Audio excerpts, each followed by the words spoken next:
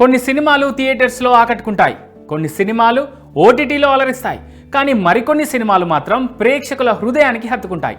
అలాంటి సినిమాలు చాలా అరుదుగా వస్తాయి. అలాంటి సినిమానే ఇప్పుడు నయా రికార్డ్ క్రియేట్ చేసింది. ఒక్క ఫైటు లేదు, స్పెషల్ సాంగ్ అంటూ రచ్చలేదు, double meaning dialogues, powerful punch dialogues కూడా లేవు.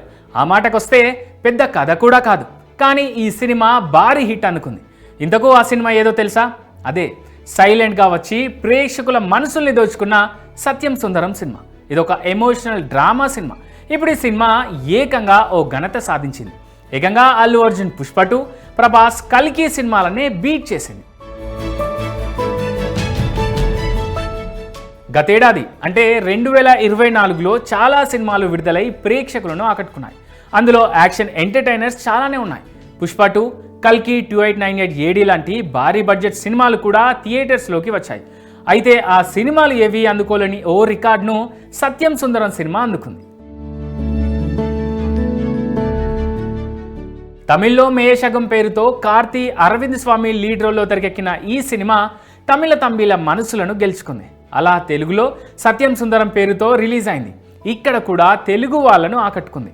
సింపుల్ కథ, ఎమోషనల్ సన్నివేశాలు ప్రేక్షకులను మెప్పించాయి. ముఖ్యంగా సినిమా క్లైమాక్స్ అందరినీ ఏడిపించింది. ఈ సినిమాలో కార్తీ అరవింద్ స్వామి మధ్య వచ్చే సన్నివేశాలు ప్రేక్షకులకు కన్నీళ్లు తెప్పిస్తాయి. ఈ సినిమాకు 96 లాంటి ఎమోషనల్ హిట్ను అందించిన సి ప్రేమ్ కుమార్ దర్శకత్వం వహించారు. అయితే ఈ సినిమా 8.4 రేటింగ్ని సాధించింది IMDbలో.